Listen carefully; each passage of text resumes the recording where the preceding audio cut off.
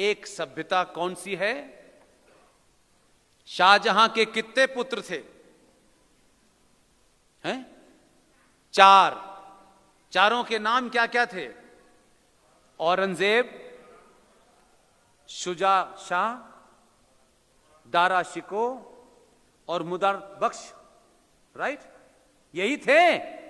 हां कहिए ना, इसमें शर्माने की बात है। राजा दशरथ के कितने पुत्र थे? 4। चारों पता है? अब सुनिए, ये जो कहते हैं गंगा जमुना तहजीब भाई भाई, ये मैं बताना चाहता हूं। रामचंद्र जी को सत्ता मिली, राजकाज मिला, ठीक है, वो उनका राज्याभिषेक होने वाला था। उनके घर में कोई फैसला हुआ कि राम को जंगल जाना है, राज नहीं मिलेगा। राम ने पलट के सवाल नहीं किया हुआ, खड़ाऊ उतारे, तन के ऊपर 2 कपड़े डाले, धनुष बाण लिया, न कोई नाराजगी की, न गुस्सा दिखाया, और जंगल चले गए। ये हमारी सभ्यता है। शाहजहां के 4 पुत्रों में राजा की घोषणा हुई। शाहजहां ने अपने बेटे दारा शिको को राजा की घोषणा कर दी कि दारा शिको बनेगा। एक भाई ने दूसरे भाई की गर्दन काटी, थाली में रखी और शाहजहां को भेज दी। ये तुम्हारी सभ्यता है, जो हमारी तुम्हारी सभ्यता का सबसे बड़ा फर्क है। ये कभी एक नहीं हो सकती। हम उस सभ्यता के वाहक हैं। इसलिए संविधान संविधान संविधान बहुत आप करते हैं। इसी संविधान के उन कुकर्मों की बात बार बार इसलिए कहता हूं कि कुछ लोगों ने यह नारा लगाया कि ये संविधान बदल देंगे, लेकिन उस पार्टी में भी महाचाटुकार लोग हैं। राजा को मजबूत करने की जगह दिन भर राजा के बोझ के तले ही जीतते हैं। राजा हट जाए तो कोई मोहल्ले का कुत्ता भी ना पूछे उनको। इसलिए राजा को मजबूत करने वाले कम लोग हैं, जो बार बार कह रहे थे कि ये संविधान बदल देंगे, और ये नैरेटिव पूरे हिंदुस्तान में चल गया कि 400 मिल गई तो ये बदल देंगे। लेकिन किसी ने खड़े होकर नहीं कहा कि भाई ये संविधान पैदा हुआ था तब 10 बार बदला जा चुका है। और इस संविधान में वो कौन लोग थे जो सनातन सभ्यता से नफरत करते थे? 1952 भारत की संसद के अंदर एक विचार आया कि भारत आजाद हो गया है। जब भारत आजाद हो गया है तो भारत के अंदर अब तमाम सारी चीजें भारतीय होनी चाहिए। बड़े बड़े विद्वान थे उस जमाने में, और उन्होंने कहा कि जब अंग्रेज थे तो यहां अंग्रेजी का कैलेंडर चलता था, अब ये जा चुके हैं, अब भारत के अंदर भारत का जो सका संवत का कैलेंडर है वो चलना चाहिए। चचा जान दबाव में आ गए, पूरे संसद के अंदर हंगामा हो गया, पूरी संसद ने दबाव डाला। चचा ने फौरन कहा क्या कि इसके ऊपर एक कमेटी बना देते हैं, वो कमेटी अपनी रिपोर्ट देगी तब उस पर हम फैसला लेंगे।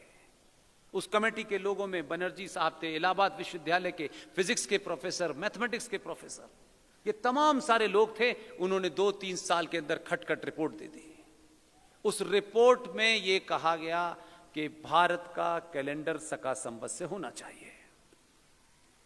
आपको ताज्जुब होगा, भारत की संसद के दोनों सदनों से पूर्ण बहुमत से यह पास हुआ कि अब अंग्रेजी कैलेंडर नहीं छपेगा, अब से सका संवत का कैलेंडर छपेगा। पूछिए सवाल उनसे जो संविधान बदलने की बात कर रहे हैं कि जो संसद के दोनों सदनों में पास की हुई प्रॉपर्टी है, कौन लोग थे जिन्होंने पीछे दरवाजे से वो कैलेंडर नहीं छपने दिया। लेकिन इसी सफर में ये घटना भी पता चली। इस घटना के लिए लोग जो बड़े बड़े बुजुर्ग थे, हमको समझ में आया कि हम चिल्ला सकते हैं, हम चिल्लाएंगे। जगह जगह जगह जगह चिल्लाए और लड़ाई लड़ी। हम रिजर्व बैंक ऑफ इंडिया के गवर्नर साहब के पास वो सारे लोग गए, सारे साक्ष्य दिखाए। ये किसी पार्टी का विधेयक नहीं था, ये संसद द्वारा पास किया हुआ विधेयक था, और संसद की पास की हुई जो भी विधेयक होता है वो संसद की प्रॉपर्टी होती है, किसी पार्टी की नहीं होती। आरबीआई के गवर्नर को पूरी कहानी समझाई, आरबीआई के गवर्नर साहब को वो सारे कागज दिए, उनकी समझ में आ गया, और आरबीआई के गवर्नर ने कितने साल पहले ये आदेश जारी किया कि जो भी बैंक भारत के हैं वो सका संवत की लिखी डेट के चेक को आज से एक्सेप्ट करेंगे। ये वो हैं जिससे आपकी सभ्यता हजारों साल से कनेक्ट होती है। इसको जिसने पास कराया ये महत्व नहीं है, इसको जानिए। हजारों चीजें ऐसी हो रही हैं जो हम सबको पता नहीं है। यही भाव आपको लंबे समय तक जीने देगा। ये सड़कें बन गई हैं कि ये नहीं बनाया है, ये एयरपोर्ट नहीं बनाया, ये चलता रहेगा, इसकी चिंता मत कीजिए। ये मानव सभ्यता है, इसमें टूटता गिरता रहता है।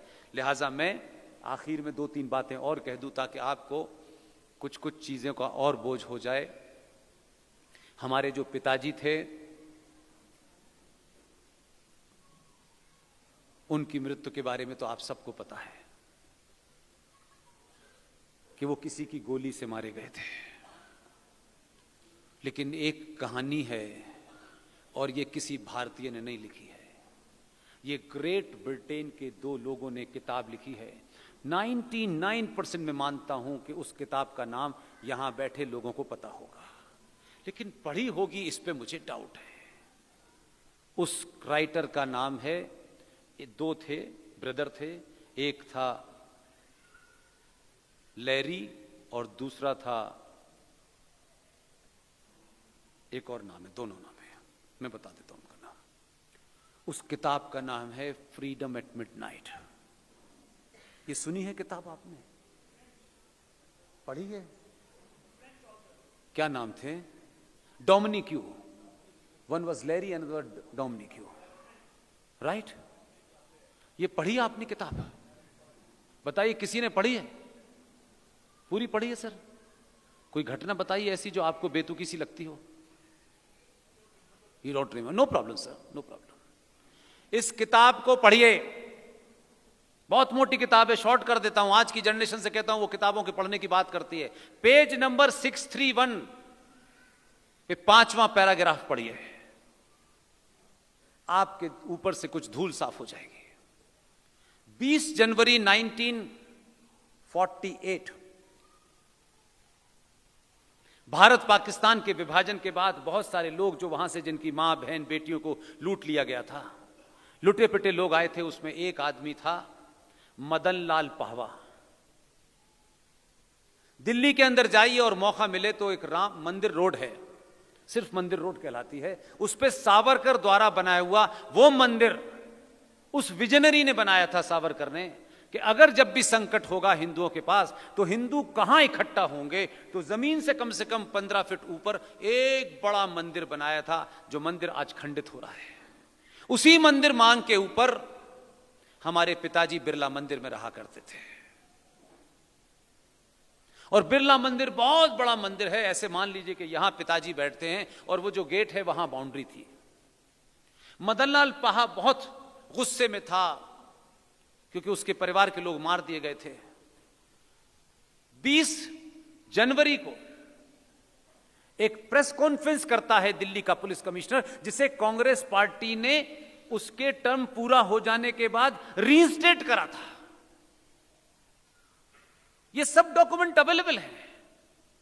वो प्रेस कॉन्फ्रेंस करके कहता है कि महात्मा गांधी की जान को खतरा है, 7 लोग दिल्ली में उनकी हत्या करने के लिए आए हैं।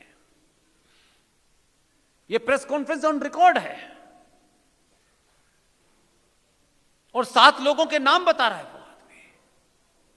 तब भी गांधी को उस दौर में 48 तक के आते आते, जिस दिन की डेट बता रहा हूं, तब तक गांधी से बहुत बड़ा गांधी हो चुका था। वो उसकी सुरक्षा में एक भी पुलिस वाला नहीं था।